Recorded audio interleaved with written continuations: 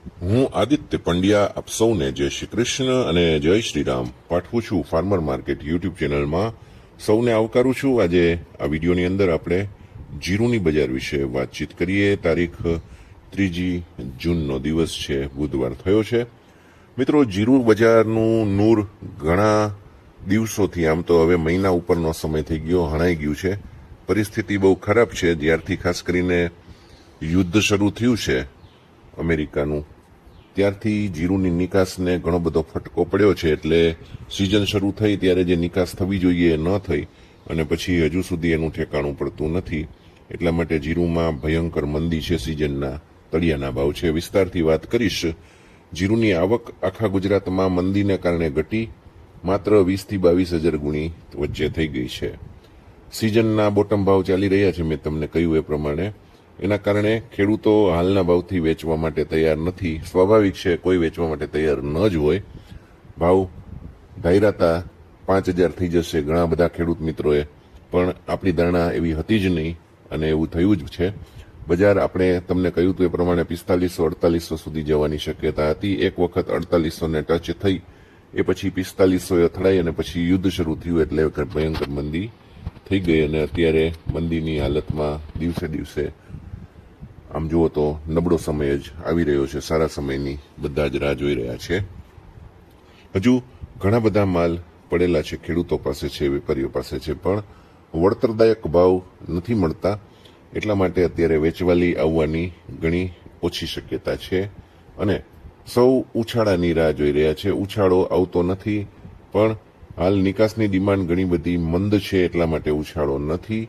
યુદ્ધના માહોલ અટકતા નથી. યુદ્ધ નથી અટકતું એટલા માટે નિકાસમાં બહુ સાવધાનીપૂર્વક સોદા થઈ રહ્યા છે. જે દેશમાં ફ્રેટ છે પણ સરળતાથી માલ પહોંચી શકે ત્યાં જ અત્યારે નિકાસના કામકાજો થઈ રહ્યા છે. યુદ્ધ તાત્કાલિક ધોરણે અટકી જાય એવા કોઈ જ સમાચાર કે એવા કોઈ અણસાર ચિહ્નો મળતા નથી. એટલા માટે બજાર બોટમ લેવલની આજુબાજુ અથડાઈ રહી છે અને હાલ પૂરતું એ જ વલણ ચાલુ રહેવાની શક્યતા છે. ખેડૂતો તેજી ધારતા હોય તો હાલ પૂરતું એને ટાળવું જોઈએ.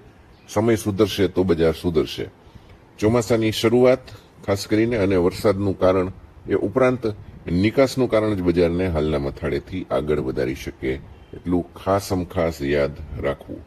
બજાર હાલના તળિયાના લેવલ ઉપર છે, એટલે કે નવી ડિમાન્ડ કે તેના પછીનું કોઈ કારણ પણ હાલ નથી. પણ નવી ડિમાન્ડ નીકળે તો 200 રૂપિયા સુધીનો ઝડપી સુધારો આવશે. પણ અત્યારે નવી ડિમાન્ડ ઠપ જેવી છે. જ્યાં સુધી નવા કોઈ તહેવારનું કે કોઈ ઉત્સવનું જો કારણ આવી જાય અને એમાં ઘરાકી નીકળે વિદેશની, તો નિકાસ કામકાજો થાય. બાકી અત્યારે હાલ એવા કોઈ પણ કારણની સંપૂર્ણપણે ગેરહાજરી છે. એટલે માલ હાથમાં પકડવાનો અથવા જરૂર હોય તો વેચતું જવું એવી પરિસ્થિતિ છે.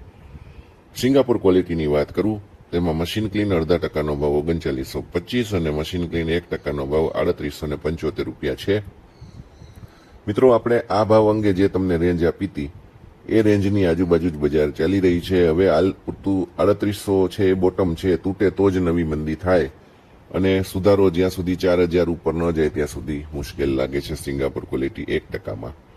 મશીન ક્લીન 2%ની વાત કરું તો 3825 રૂપિયા ચાલી રહ્યા છે. યુરોપ ક્વોલિટીમાં મશીન ક્લીન 0.5% 4150 અને સોર્ટેક્સનો ભાવ 0.5%માં 4175 રૂપિયા ચાલી રહ્યો છે.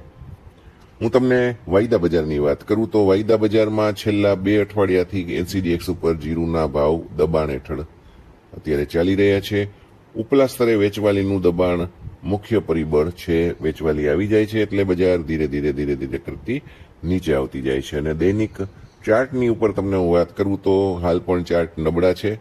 મુખ્ય રેન્જની વાત કરું તો 18,900 થી 19,500 છે. 18,000 તૂટે તો બહુ મુશ્કેલી પડી શકે છે બજારને. ટૂંકા ગાળાની દિશા હાલ જોઈએ તો ઘટાડા તરફની જ દેખાઈ રહી છે.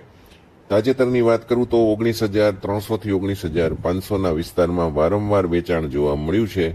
એટલે આ સપાટીએ વેચવાલી ન આવે તો બજાર સુધરશે, એ સિવાય મુશ્કેલી છે. 19,000ની નીચે ખરીદદારનો થોડોક ટેકો દેખાય છે. જે લોકો ટ્રેડિંગ કરતા હોય એમના માટે આ સલાહ છે. ટેકારૂપ સપાટી 18,900 છે. એ તૂટે તો 18,750, પણ આ લેવલ તૂટે તો 18,000 થતા વાર નહીં લાગે. પ્રતિકારક સપાટી 19,300 અને 19,500 ઉપર અત્યારે સ્પષ્ટપણે દેખાઈ રહી છે. જ્યાં સુધી બજાર 19,300ની ઉપર મજબૂત રીતે સુધરે નહીં ત્યાં સુધી નફા બુકિંગ અથવા તો રેલી ચાલુ જ રહેવાની શક્યતા છે. વેચાણ આવતું રહેશે. હાલ પૂરતું 18,900ની નીચે નબળાઈ વધુ તીવ્ર બની શકે છે એમ માનીને ચાલવાનું, અને 18,000 થઈ જાય તો એ હવે રોક બોટમ ગણી લેવાનું. એનાથી નીચે બજાર જવાની કોઈ શક્યતા રહેશે નહીં.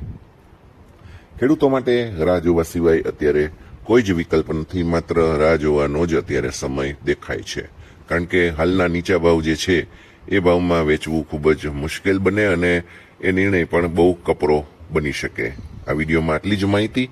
ફરીથી નવી કોઈ જાણકારી સાથે મળીશું. ત્યાં સુધી સૌને જય શ્રી કૃષ્ણ.